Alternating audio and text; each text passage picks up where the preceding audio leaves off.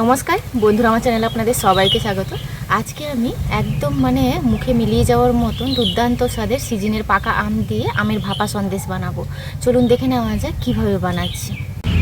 এখানে আমি গরু দুধ নিয়েছি, একদম ফুল ফ্যাট মিল্কটা। তো সেক্ষেত্রে কিন্তু ভাপা সন্দেশটা একদম ক্রিমি ভাব হবে, একদম মুখে দিলেই যেন মনে হবে মাখন।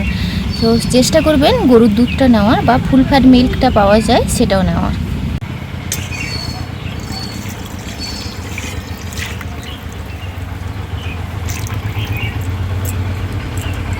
একটা বাটিতে নর্মাল জল নিয়েছি, যতখানি জল নিয়েছি ততখানি দিয়ে দিচ্ছি ভিনিগার।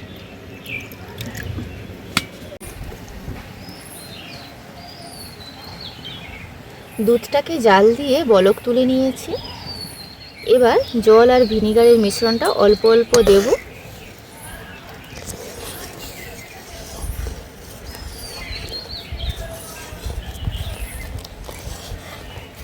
একসঙ্গে সবগুলো দেওয়া যাবে না, অল্প অল্প দিতে হবে, যতটুকুনো প্রয়োজন ততটুকুনো। ছানাটা পুরোপুরি কেটে গেলে কিন্তু আর দেব না।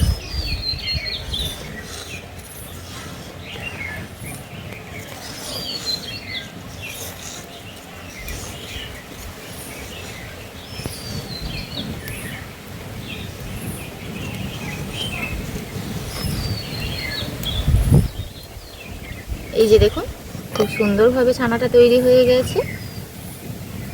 এবার নামিয়ে নেব একটা স্ট্রেনারে।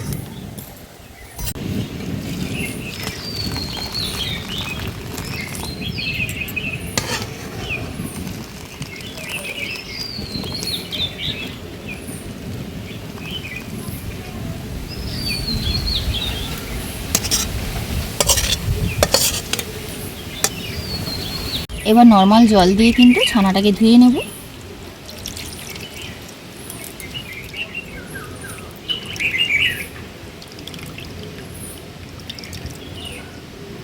একদম খুব বেশি জল চেপানোর দরকার নেই, যেইটুকুনো হাতের সাহায্যে চিপে বের করানো যায় ওইটুকুনো। ছানাটাকে এইভাবে জল ঝরিয়ে নিয়েছি। একটা মিক্সি জার নিয়েছি, এখানে কিছুটা টুকরো করে রেখেছি পাকা আম।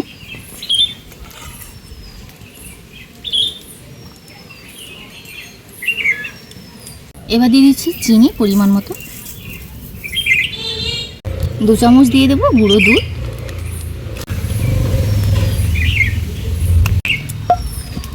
এটাকে পেস্ট করে আনবো। এটা পেস্ট করে ছানাটাও পেস্ট করে নেব।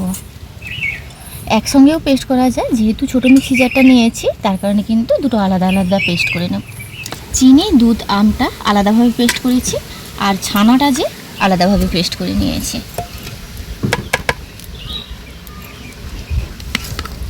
এবার দুটো মিশ্রণ একসঙ্গে করে নেব। এখানে আমি বেকিং পাউডার নিয়েছি, 1 চিমটি দিয়ে দেব।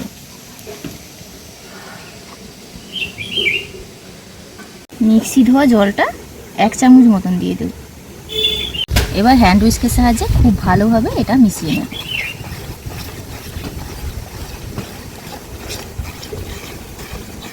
এটা খুব ভালোভাবে মিশিয়ে নিয়েছি। যেই পাত্রটাতে বানাবো অল্প একটু তেল মাখিয়ে নিয়েছি, আর নিচে একটা বাটার পেপার দিয়ে দিয়েছি।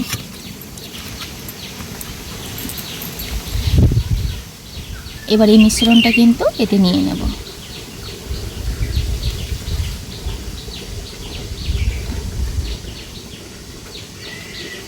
এটা একটু ঝাঁকিয়ে নিয়েছি যাতে ভেতরে কোনোভাবে বাতাস না থাকে। আগে থেকে আমি কড়াইতে জল বসিয়ে দিয়েছিলাম, এটা এবার ভাপিয়ে নেব।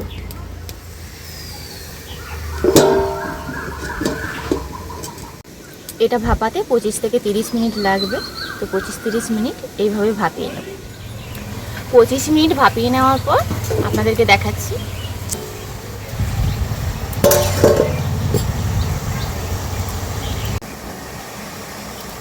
একটু কাঠি দিয়ে চেক করে আপনাদেরকে দেখাচ্ছি। এই যে দেখুন,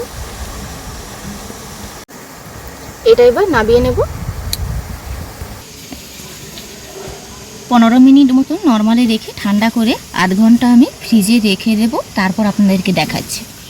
8 ঘন্টা ফ্রিজে রেখে দিয়েছিলাম, তো আপনাদেরকে ডিমোল্ড করে দেখাচ্ছি। সাইডগুলো একটু ছুরি দিয়ে ছাড়িয়ে নিচ্ছি।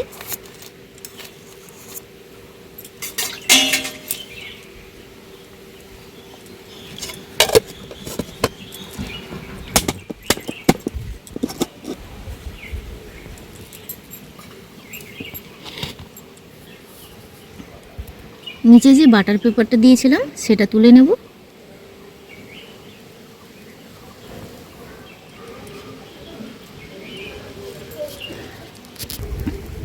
এবার এটা পিস পিস করে নেব আমি।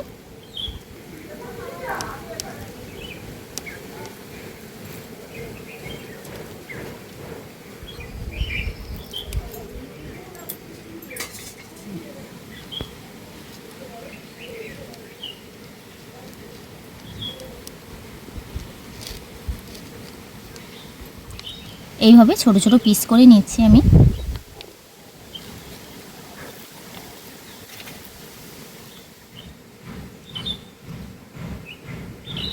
আর এই মিষ্টিটা তো ঠান্ডা ঠান্ডাই খেতে ভালো লাগে, সেই জন্য আমি ফ্রিজে রেখে দিয়েছি। এবার একটা প্লেটে নিয়ে নিচ্ছি।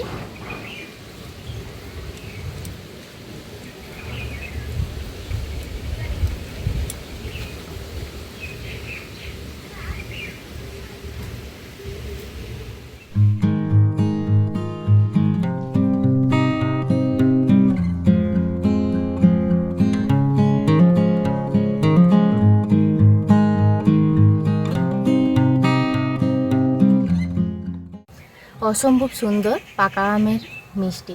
তো এগুলো আপনারা দেখলেন যে কত সহজে বানিয়ে ফেললাম, মুখে দিলেই পুরো মাখনের মতন গলে যাবে। আর ভিডিওটি ভালো লাগলে লাইক শেয়ার কমেন্ট করতে ভুলবেন না। আপনারা সবাই ভালো থাকবেন, সুস্থ থাকবেন, সাবধানে থাকবেন। দেখা হচ্ছে পরবর্তী একটা নতুন পর্বে।